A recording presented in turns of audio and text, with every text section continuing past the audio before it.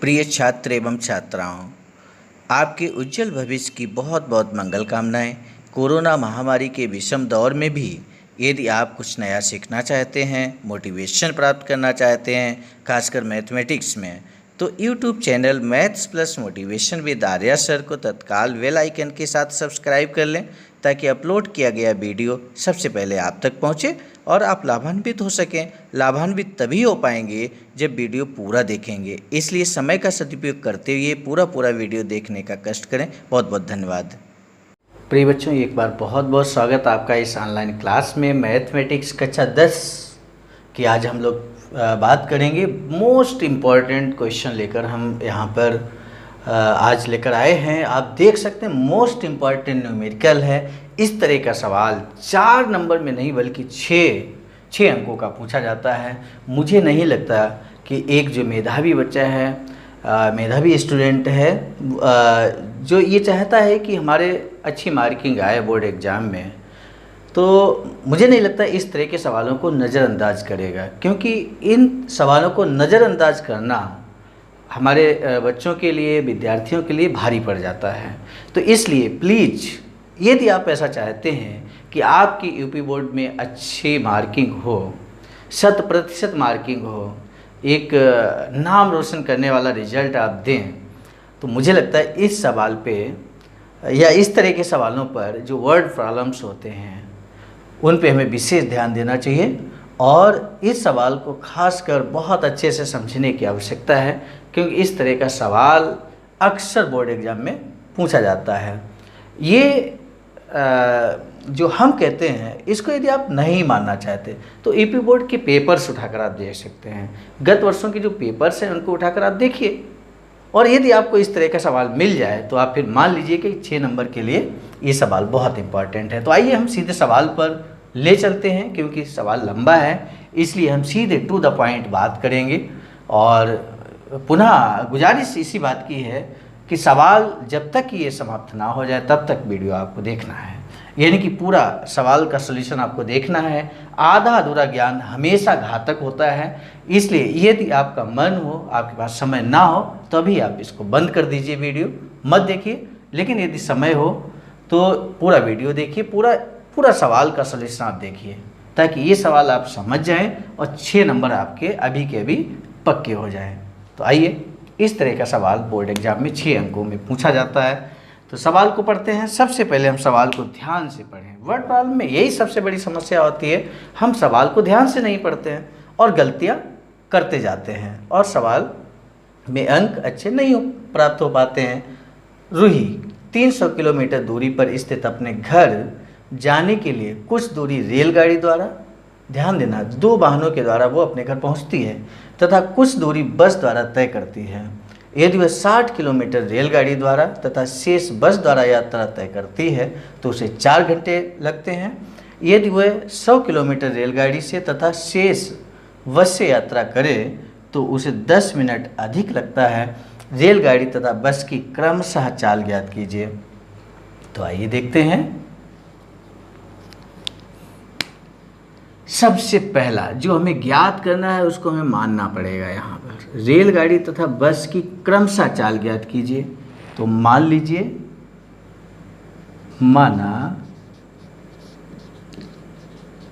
देखिए word problem है, भाषा तो लिखनी पड़ेगी। रेलगाड़ी की चाल, यदि आप पूरा अंक प्राप्त करना चाहते हैं तो फिर आपको भाषा पे भी ध्यान देना पड़ेगा। रेलगाड़ी की चाल x किलोमीटर प्रति घंटा, x किलोमीटर पर आवर हमने लिख दिया। और दूसरा क्या है, बस है,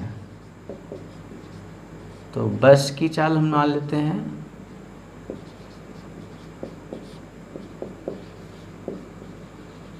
बाई किलोमीटर पर आवर। कितना आसान, ये तो कर ही लेंगे, सभी लोग कर लेंगे। चाल को मान लिया। अब सवाल को हम ध्यान से पढ़ेंगे। टोटल दूरी कितनी है, 300 किलोमीटर।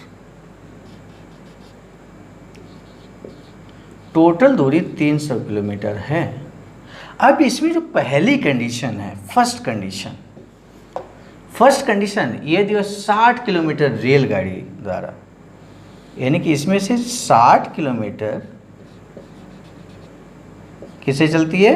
रेलगाड़ी से। ध्यान से समझिए, इस फिगर को अगर आप समझ गए तो सवाल लगाना आपके लिए बहुत आसान हो जाएगा। 6 नंबर आपके हाथ में है, बस समझने की आवश्यकता है। 60 किलोमीटर, शेष बची कितनी? तो आप देखिए 300 से 60 अगर हम घटा देंगे तो आप जानते हो 240 किलोमीटर बचेगा। तो 240 किलोमीटर जो दूरी है वो बस से तय करती है।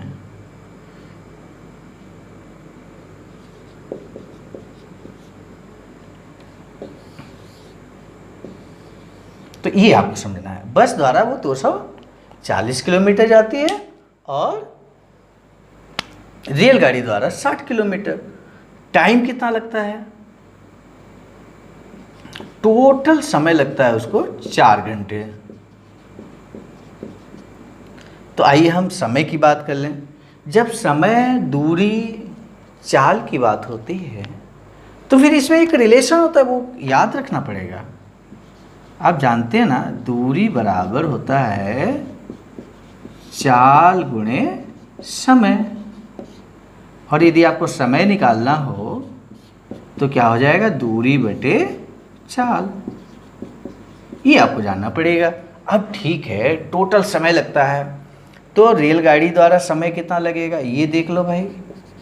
रेलगाड़ी से जब 60 किलोमीटर जाएगी रूही, अपने घर के लिए चल रही है, तो समय कितना लगेगा? रेलगाड़ी द्वारा कितना समय लगेगा? तो समय दूरी बटे चाल होता है, तो दूरी कितनी चली है? 60 किलोमीटर चली है। रेलगाड़ी बटे में चाल है, तो रेलगाड़ी की चाल कितनी है वो हमने माना है AX है। और ठीक इसी तरह से यहाँ पर बस का निकाल लीजिए समय। बस का समय कितना होगा? दूरी कितनी है? दूरी बस द्वारा कितना चला है? 240। और चाल कितनी है बस की?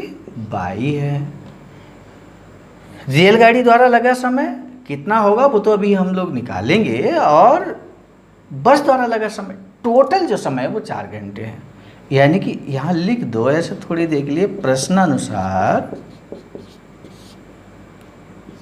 60 बटे x और प्लस ये 240 बटे 22। मतलब ये रेलगाड़ी का समय है और ये बस द्वारा लगा समय है। दोनों का 4 घंटे लगता है, ये सवाल में दे दिया है तो 4 हमने ऐसे लिख दिया। अभी इसमें क्या दिक्कत है? यहाँ पर हाँ एक बात और है, यहाँ 4 कॉमन मिल जाएगा। 4 कॉमन मिल जाएगा कि इसको हम कैंसिल कर लेते हैं। तो 4 जब कॉमन मिल जाएगा तो यहाँ बचेगा 15 बटे x और प्लस यहाँ 4 छंग 24 यानी कि 60 हो जाएगा बटे 22। बड़े इजी तरीके से करना, बड़े प्रेम से इस सवाल को सॉल्व करना है। कैंसिल कर दीजिए, 1 आ गया।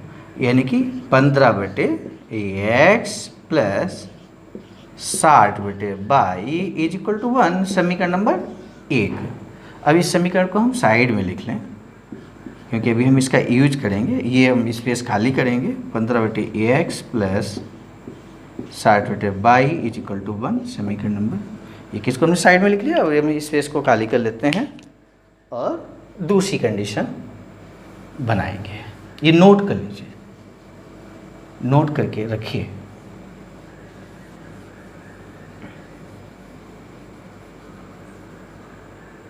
चलिए हम इसको हटा ही देते हैं क्योंकि काटपीट हो जाएगा।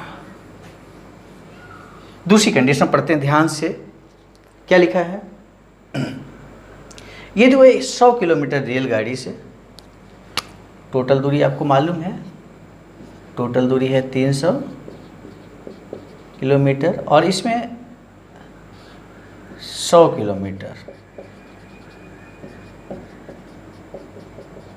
100 किलोमीटर रेलगाड़ी से चलती है और शेष यात्रा यानी कि शेष कितनी बची? 300 से 100 घटा दीजिए, 200 किलोमीटर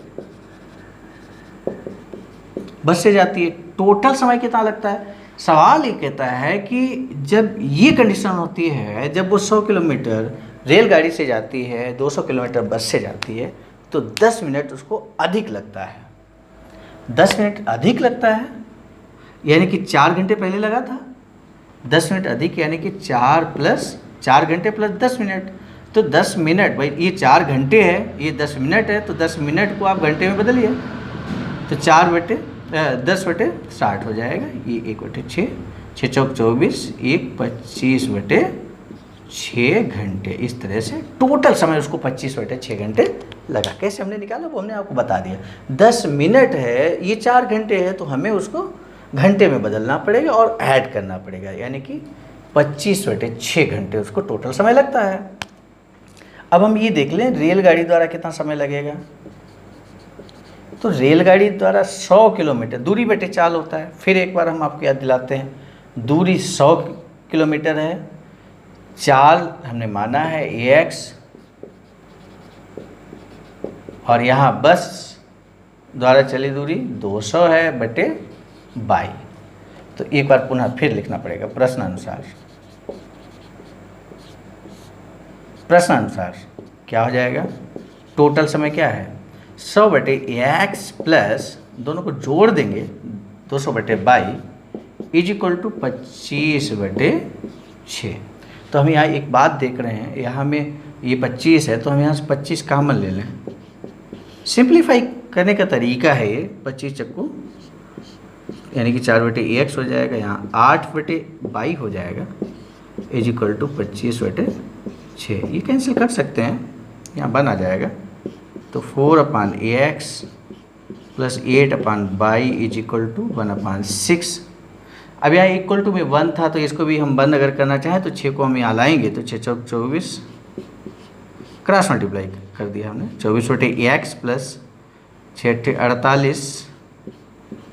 48/22 इज इक्वल टू 1। ये समीकरण नंबर 2 हो गया। तो इस तरह से इस समीकरण को भी हम साइड में लिख लेते हैं, क्योंकि इसका हमें यूज करना है। 24/AX plus 48/22 is equal to 1। ये समीकरण नंबर 2, ये हमने नोट कर लिया है यहाँ पे, आप देख सकते हैं।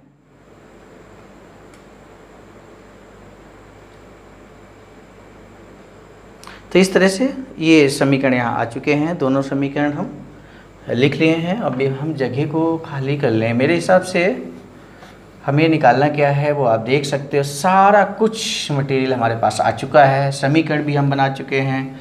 बस इस सवाल को हमने कन्वर्ट कर लिया है बीजीय व्यंजक में, तो इस सवाल की ज़रूरत नहीं है, इसको हम हटा देते हैं। इस स्विच जब हमारे पास होगा तो आसानी से हम सवाल को यहाँ पे कर लेंगे। मोस्ट इम्पॉर्टेंट सवाल है, इसलिए इसको सीखिए, अभ्यास कीजिए, ज़्यादा से ज़्यादा अभ्यास करेंगे। आइए समीकरण पहला, आप देख सकते हैं यहाँ पर अपॉन में AX। इस तरह के सवाल जब हमें इससे पहले मिले थे तो आपको याद होगा, उसको हम मान लेते थे PQ मान लें या UV मान लेते थे। तो यहाँ माना सिंप्लीफाई करने के लिए 1/AX is equal to U मान लिया और 1/y is equal to V मान लिया। तो क्या मिल जाएगा, समीकरण आप देख लीजिए, इधर देख लीजिए, समीकरण क्या आ जाएगा 15U प्लस 60V। पहला समीकरण जो हो गया है इज इक्वल टू 1, इसको हम कह दें तीसरा समीकरण कह देते, चलिए भाई। और इसके बाद दूसरा जो समीकरण है उसको अगर हम उसमें वैल्यू पुट करेंगे UV जो माना है हमने, तो ये जाएगा 24U plus 48V is equal to 1। ये समीकरण नंबर 4 मान लेते हैं। अब इसको हमें सॉल्व करना है। इसको सॉल्व करने के आपके पास 3 मेथड हैं, जैसा कि हमने आपको बताया था। 3 मेथड कौन कौन से हैं, एक प्रतिस्थापन विधि है, विलोपन विधि है और तीसरी बीजगुणन विधि है। तो विलोपन विधि जनरली ज़्यादा यूज करते हैं, सभी बच्चे पसंद भी करते हैं, तो फिर हम उसी को यहाँ पे लगा देते हैं। तो विलोपन विधि आप देखिए क्या हो जाएगा, हमें देखना है कि समीकरण 3 और 4 से एक चर राशि में विलोपित करनी है। उसके लिए हमें एक चर राशि चाहे U ले लें चाहे V ले लें, उसका कोफिशिएंट बराबर करना पड़ेगा। तो यहाँ 15 है, यहाँ 24 है, इसका एलसीएम अगर लेते हैं तो 120 आएगा। तो 15 अट्ठे 120 होता है। तो समीकरण 1 में 8 का गुणा करेंगे तथा समीकरण 3 है यहाँ पे, समीकरण 3 में 8 का गुणा करेंगे और समीकरण 4 में चूँकि 24 है यहाँ पे, 24 पंचे 120 होता है, तो यहाँ 5 का गुणा करना है। करने पर ऐसे लिख देते हैं। बस यही तो मेरा ये कैलकुलेशन है। 6 नंबर का सवाल है तो थोड़ा कैलकुलेशन होगा तभी अच्छा लगेगा 6 नंबर लेते हुए।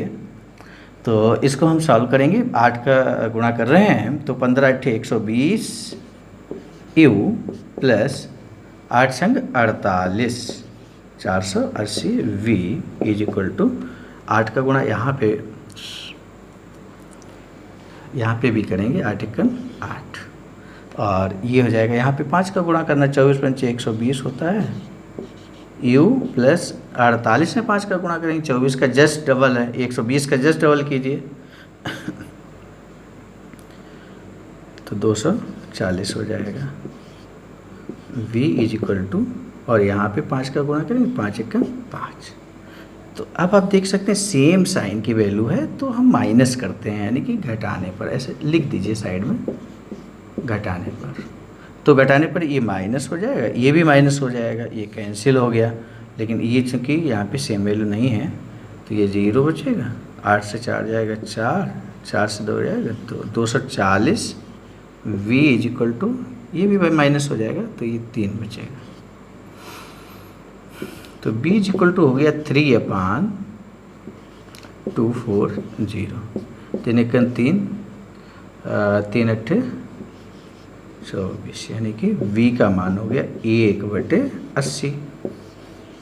तो v का मान 1/80 हो गया।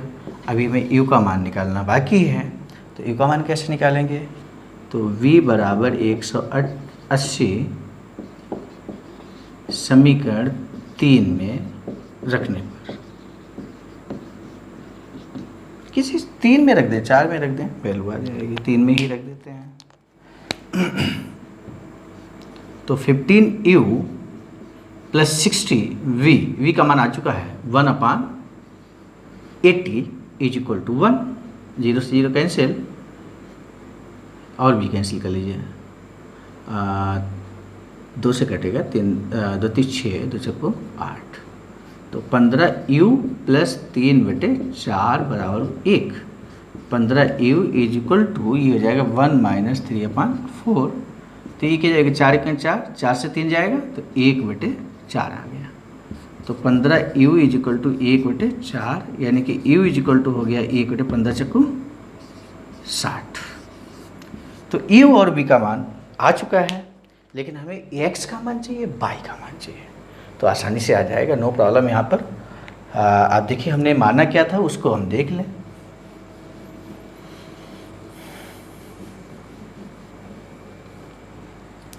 u का मान 1/x बराबर u का मान कितना है 1/60। दिस इम्प्लाइज रेसिप्रोकल करेंगे यहाँ पे तो x इज इक्वल टू 60 हो गया।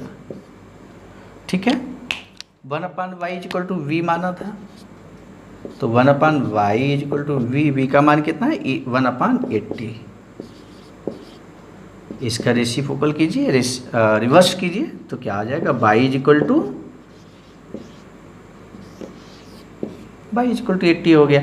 इसका क्या मतलब है x क्या माना था y क्या माना था तो x माना था रेलगाड़ी की चाल निश्चित रूप से पैसेंजर ट्रेन रही होगी। रेलगाड़ी की चाल 60 किलोमीटर प्रति घंटा है और बस एसी बस बढ़िया रोड रहा होगा